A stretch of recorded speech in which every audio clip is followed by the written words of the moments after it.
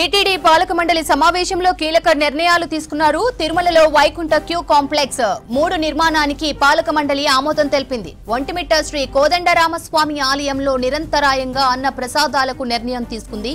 వెనుకబడిన ప్రాంతాల్లో శ్రీవారి ఆలయ నిర్మాణ వ్యయం 10 లక్షల నుంచి 20 లక్షల రూపాయలకు పెంచుతూ నిర్ణయించింది. టీటీడీలో 142 కాంట్రాక్ట్ డ్రైవర్లను క్రమబద్దీకరించేందుకు ప్రభుత్వానికి పాలక మండలి సిఫార్సు చేసింది. అలిపిరి శ్రీవారి మెట్ల నడక మార్గంలో భక్తుల సౌకర్యాలు మరింత పెంచాలని నిర్ణయించింది. శ్రీవారి భక్తులు సైబర్ మోసాలకు గురి కాకుండా నియంత్రించేందుకు సైబర్ సెక్యూరిటీ ల్యాబ్ ఏర్పాటుకు ఆమోదం తెలిపింది. వేద పరిరక్షణలో భాగంగా నిరుద్యోగులైన వేద పారాయణదారులకు దేవాదాయ శాఖ ద్వారా నిరుద్యోగ భృతిని చెల్లించేందుకు 2 కోట్ల టీటీడీ నిధుల మంజూరుకు ఆమోదం తెలిపింది. ఈరోజు టీటీడీ బోర్డు అనేక ముఖ్యమైన అంశాల మీద నిర్ణయాలు తీసుకోవడం జరిగింది. వాటిలో BQC3 వైకుంఠం క్యూ కాంప్లెక్స్ 3 నిర్మించాల్సిన అవసరం ఉందా లేదా? ఎందుకంటే మీకు క్యూ లైన్లో వీకెండ్స్లో కానీ ఎక్కువగా రద్దీ ఉన్న టైంలో, లేకపోతే పర్వదినాలు ఉన్న రోజు ఎక్కువగా భక్తులు వస్తూ ఉంటారు. వాళ్ళకి వెయిటింగ్ టైం కూడా క్యూ లైన్లో చాలా ఎక్కువ ఉంటుంది. ఒక్కొక్కసారి 8 గంటలు 10 గంటలు కూడా ఉండే సందర్భాలు ఉన్నాయి. వాళ్ళు క్యూ లైన్లో ఉండి చాలా ఇబ్బందులు పడుతున్నారు. సో దీన్ని నివారించడానికి వారికి కంఫర్టబుల్గా కూర్చొని తర్వాత వారి సమయం వచ్చినప్పుడు వారి దర్శనానికి వెళ్ళేలాగా చేయడానికి ఏమన్నా అవకాశం ఉందా? ఇది అవసరం ఉందా లేదా? అంటే క్యూ లైన్ బయటకు వెళ్ళేది మనకి సంవత్సరంలో కొన్ని రోజులే. సో మనం దీని మీద ఖర్చు పెట్టాల్సి వస్తుంది. దీనివల్ల ఉపయోగం ఉందా లేదా? ఇవన్నీ కూడా ఒకసారి పరిశీలించి చేయడానికి ఎవరన్నా కన్సల్టెంట్ తీసుకుని ఒక కమిటీ వేసి దాని మీద నిర్ణయం తీసుకోవాలనేది కూడా చేయడం జరిగింది. తర్వాత సాధారణ భక్తుల కోసం మనకున్న పైన ఉన్న అకామిడేషన్ ఏదైతే ఉందో, మనకి ఉన్న వసతి తిరుమల కొండ మీద లిమిటెడ్గా ఉంటుంది. ఇప్పుడు 1100 నుంచి 1200 దాకా విఐపి ఇవి ఉన్నాయి. తర్వాత మిగిలిన అకామిడేషన్ చూస్తే మనకి 6000, 6100, 6200 అలా ఉంటుంది. ఈ వసతి అంతా కూడా ఎవరికైతే దొరికిందో, మనకు వచ్చేవాళ్ళు లక్షల్లో ఉంటారు, వసతి దొరికేవాళ్ళు చాలా తక్కువ మంది ఉంటుంది.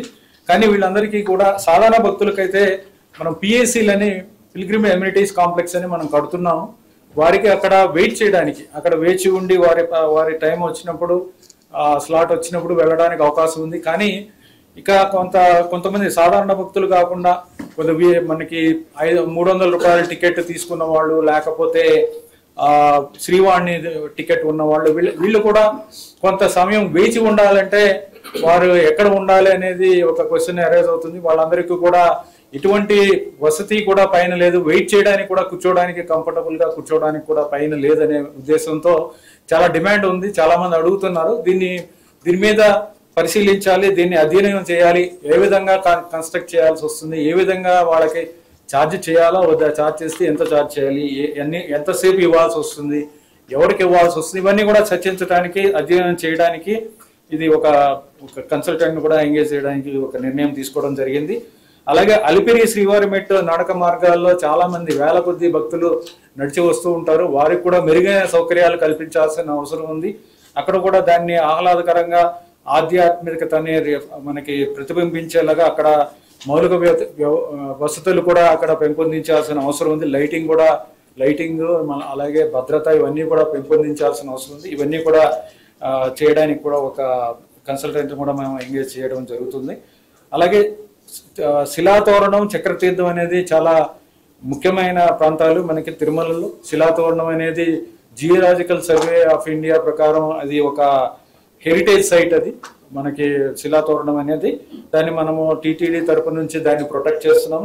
చక్రతీర్థం కూడా చాలా ముఖ్యమైనది. అక్కడ రోజుకి సుమారుగా 10,000 మంది అక్కడ దర్శించుకుంటూ ఉంటారు.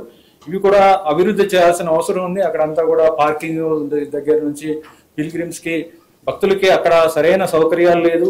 అవన్నీ కూడా ఎంతో ఆహ్లాదకరమైన వాతావరణం ఉంటుంది. కానీ అక్కడ మనము టీటీడీ తరపు నుంచి అభివృద్ధి చేయాల్సిన అవసరం చాలా ఉంది.